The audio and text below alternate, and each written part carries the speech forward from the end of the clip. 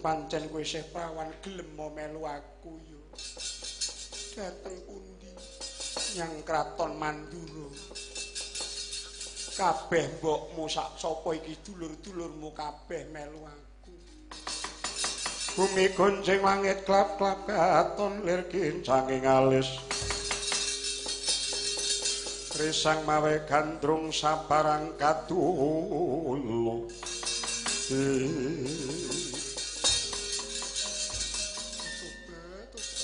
Dateng kraton Mandura. Jebul kula dipun timbali dateng kraton. Iya, gelem inggih kula purun.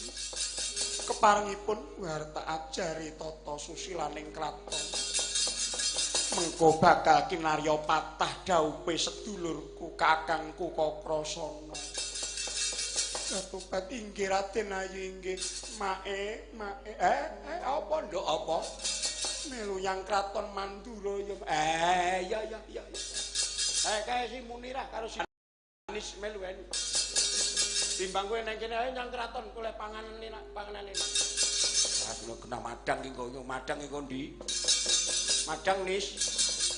Ah aku ora patek doyan mangan. Lah ngopo to? Enggak kasih peku. Enggak kasih pene. Aja kesuwen ayu melu aku.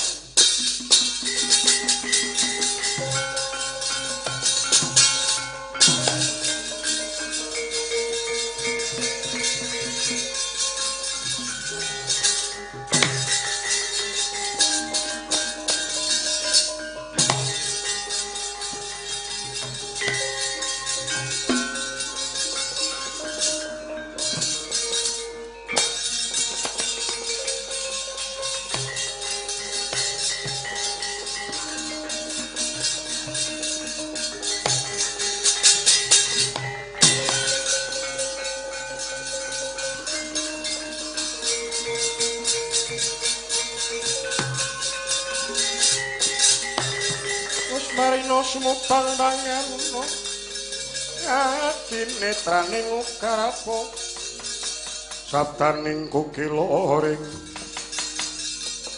kanikara kaketakin hitungan ingkung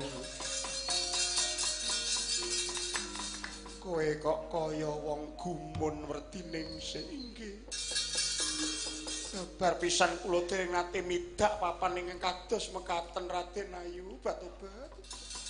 Jobine kok lelumer kaya ngene kenek nggo ngilo. Pateng glebyar kahanane ngendi-endi semorot kentar-kentar bius. Iya. Nanging kenging menapa kok kula dijak dateng patenggan iya. Kowe tak pulang. Tata caraning kraton nanging aku karo pijetana ya.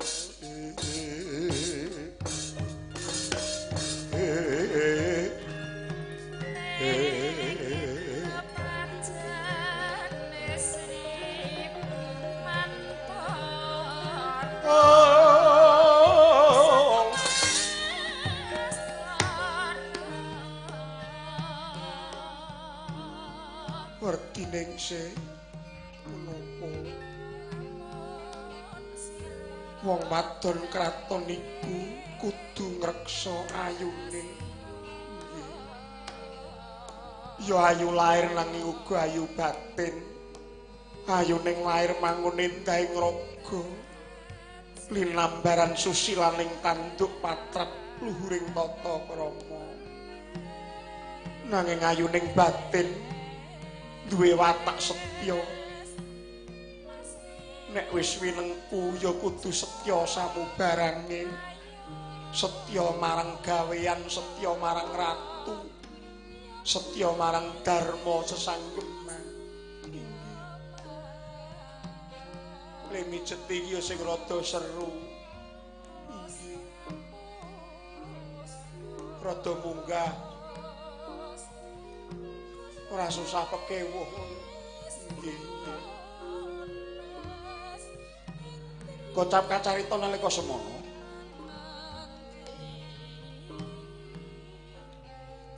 nganti ngulu idu endang werdining sih dupi dening Sang Endang Bratajaya wis den singkapake jaring kinen meteki kanang pupu ingkang hamukang gangsir awit jati-jatine Sang Lorireng datan uninga sapa sejatine Endang Werdiningsih dasar Endang Werdiningsih ingkang nyata kaya katujuhe ngenu kapasang yogya genira meteki nganti sak kemenge sinartan sinawang sawang den bolak-balik nganti sak katoke dupi wis malik mengkurep Endang Bratajaya kinen mijeti bokonge den cincengake gulung komeng senenge Endang Werdiningsih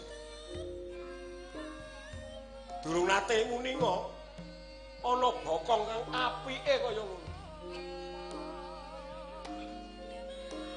liyer-liyer Dewi lara ireng ya Sang Bratajaya dadya sare kepati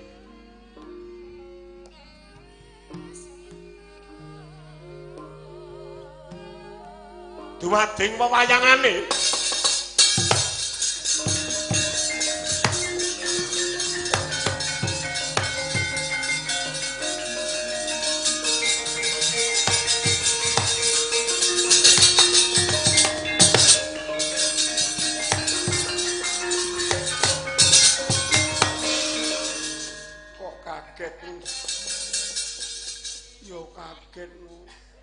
kowe mau lak ana ning ndi mboten kula ten mriki kok kaya nek wong lanang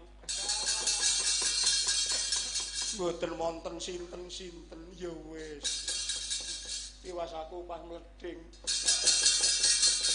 rumangsaku kaya nek wong lanang mboten iya karo mlaku tak terusake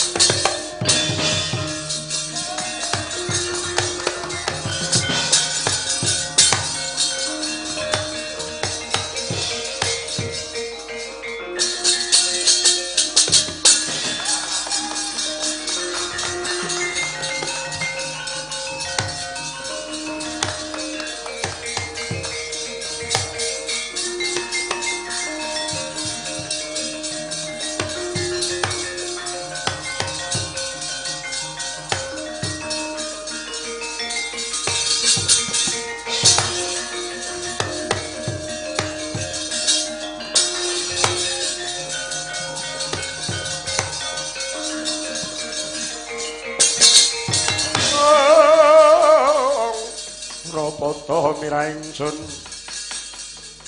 prihatin Mas Pogong mijil Kakang kabeh wis yoga rumanti Kakang Mas menika pacangan kula Yayi Jembawati saking Gada Madana iki Endang Werdiningsih saka pagunungan sak kiwa tengening kutha iki Kakang. Aduh. Adiku adiku. Kakang, prayoga enggal dandana cara panganten.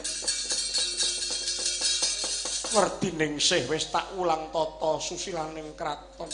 Semanten ugi Yayi Jembawati Kakang. Iya. Muga Jawata mudaneni. Ayo Kakang. Kakang Udawa napa? Sawegakna kabeh jodang-jodang ingkang isi Raja Brana. Kinarya pisungsung. Inggih. Lan sawetara prajurit ingkang padha nggawa peni Raja Beni. Inggih ngestakaken dawuh.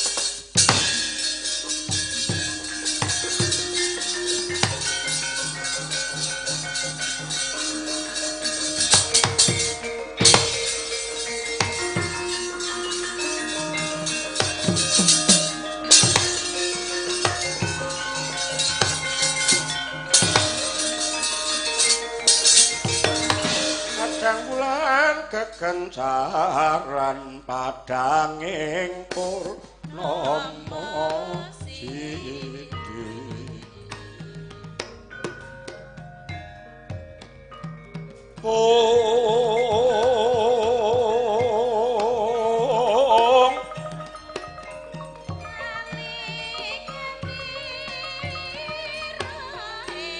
Biris sarta palwamuting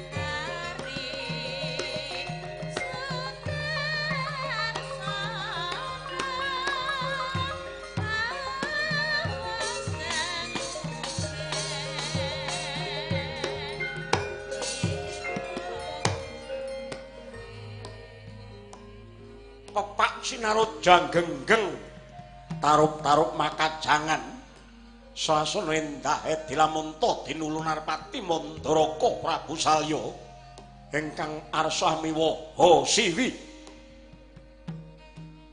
meh sadaya sinedhan Praja Narpati miwah para brahmana Wasupitri ingkang samya anekseni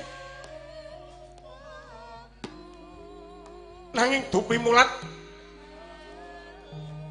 praptaning temanten kakung Wasi Jaladara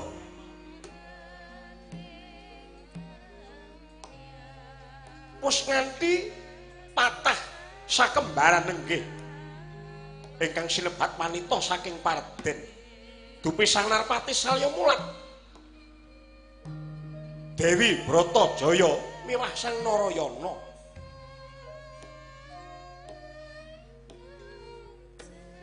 miwah kang samya pating kaleset pating kalesik ingkang sami jawil jinawil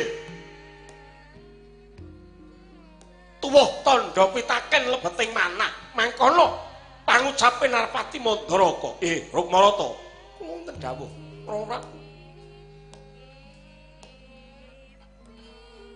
kang padha guneman kae kang tak rungu kok ana sing kandha gandeng iki didherekake lara ing Bratajaya Narayana ana sing kandha yen Wasi Jaladara kuwi dudu Pandhita Ngargasanya nanging atmajaning Ratu Mandura turase Prabu Basudewa Rumuhun Raden Kakrasana apa bener nggih saestunipun mekaten lho Prabu waduh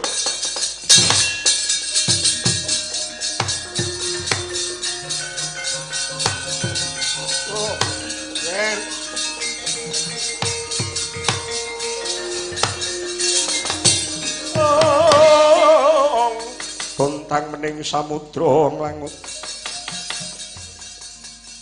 samudra nglangut tanpa pago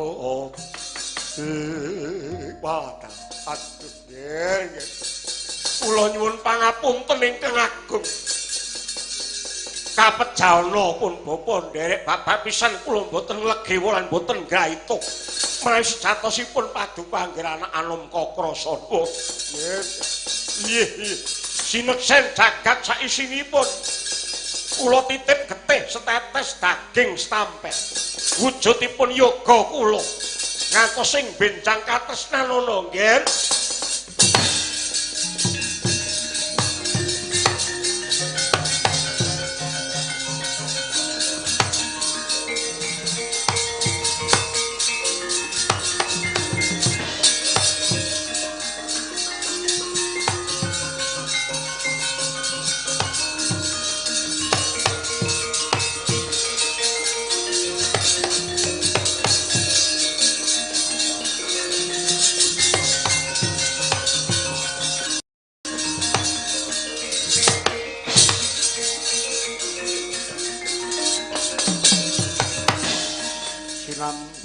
kanang carita gumantining taun dupe wis lenggah aning Mandura Parandene pating brengok para kawula labet negara gampare durung linenggahan Narendra Bauta amargi gara-gara Ruhara Gurnita kagiri-giri kang sundul kayangan jonggring salop geger peteng dedet limengat awit pangambuk ingkang liman ingkang agenge kagilo-gilo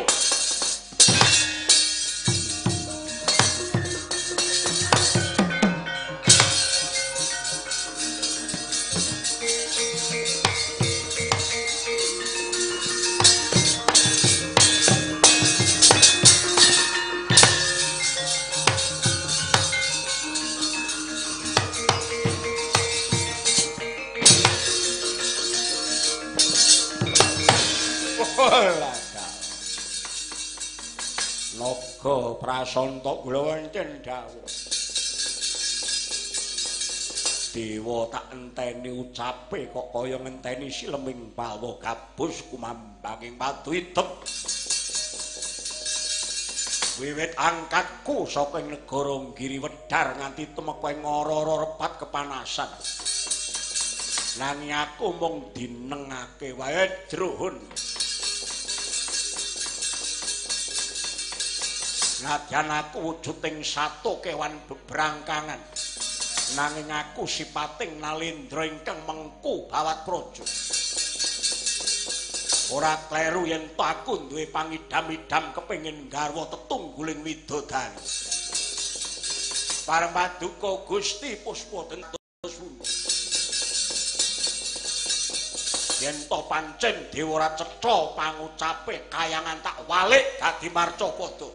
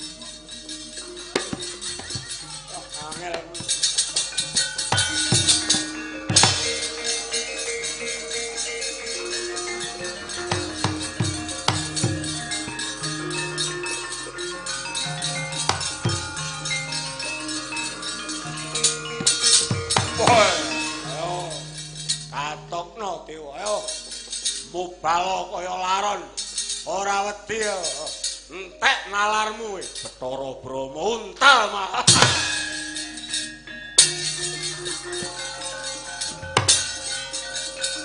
Hoi wah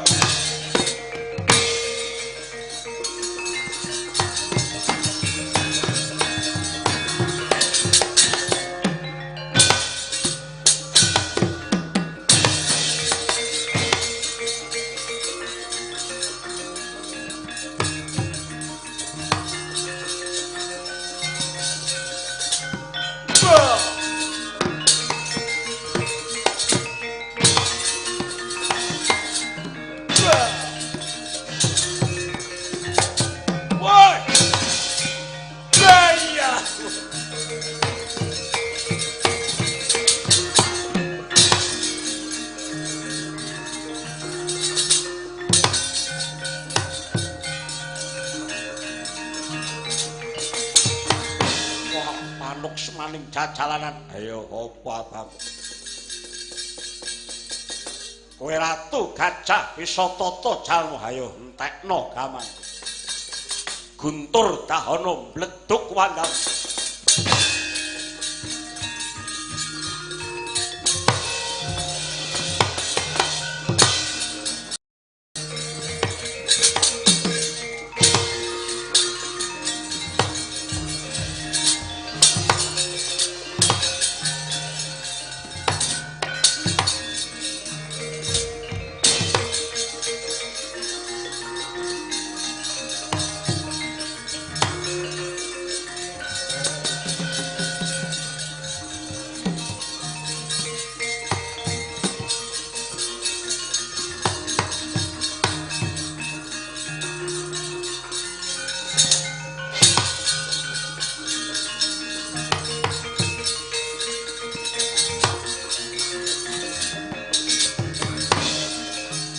Kakang katutupo kori matang keplangkung miyin Parang paduka mandhapo dhateng Marcapada kula aturi Kakang Narada ambiji dhateng titah ulun Mandura.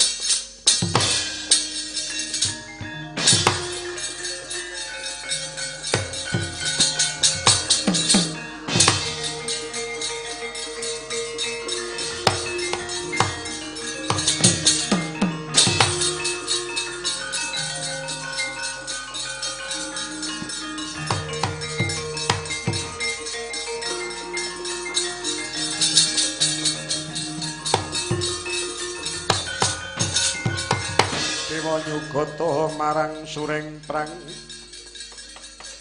ngudani aromarum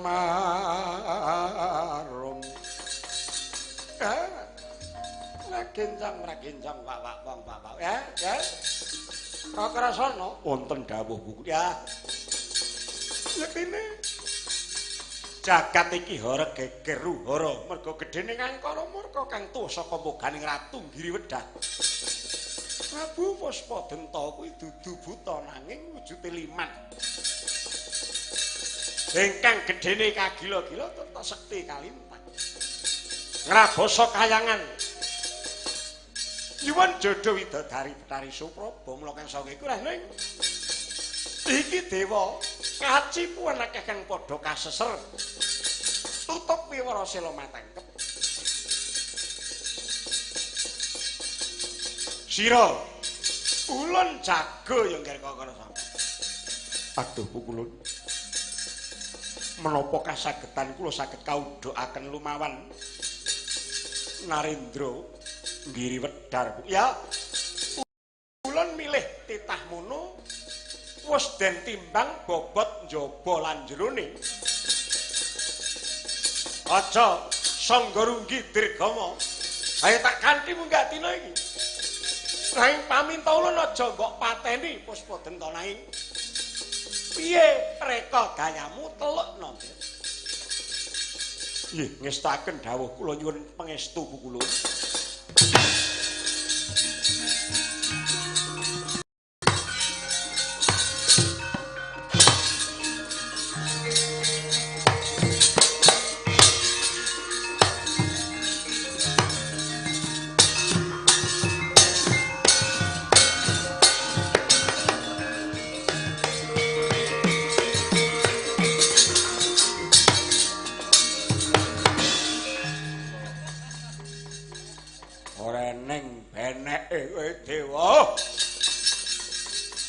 Sapa sing arep mbok sambat? Kowe ora nglilani aku. Kayangan tak ora arek dadi Mercapada aku dadi ratu ning Trilaka.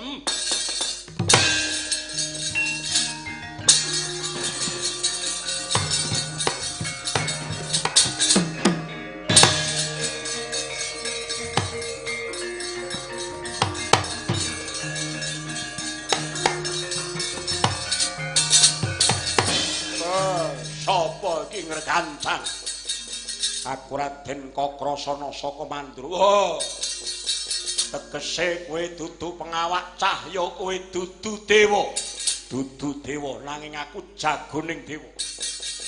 kinen merwasa sumber-sumber ngangkara murka. Nek kena tak ndake baliya nang dangkam. Wah, parat gading borot padukmu.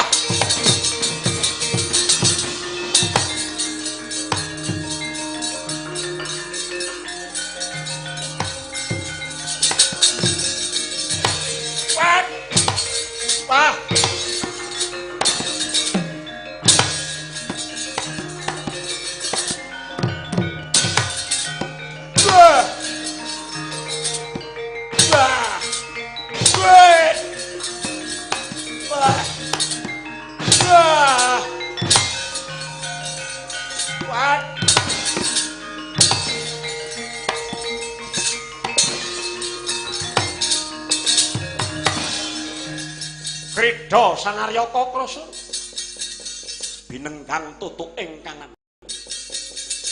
binethet ilate bisu padha sakala nglumpruk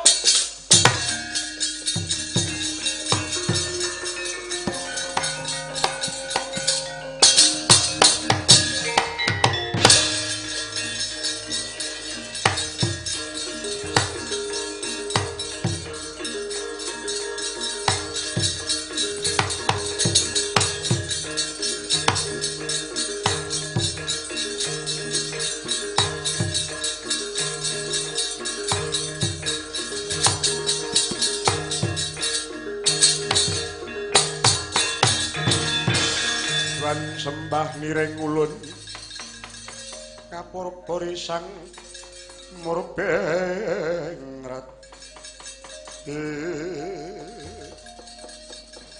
Wong ilahing awit namastu namasidam titah ulun banget panarimu ulun nyata prawira njaba jronira dasar linambaran dharma ing lair ngudi karding batin angesti marang Sang Suksma kawekas Kakrasana aduh pukulun kula ngaturaken pangabet iya mbok betot ilate satemah Puspadenta ora bisa muni tegese ora bisa kaya satataning janma ya mung bisa kaya satataning gajah inggih pukulun kula Kakrasana wiwit titih mangsa iki sira ingkang menang bedah ngiri wedang iku dadi wewengkon Mandura kang sarta Puspadenta ingkang wis teluk iki manjinga dadya titianira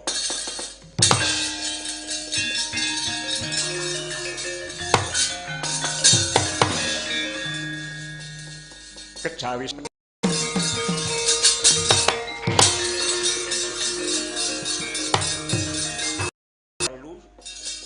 ngantos sak tedhak turasing Pandhawa kakang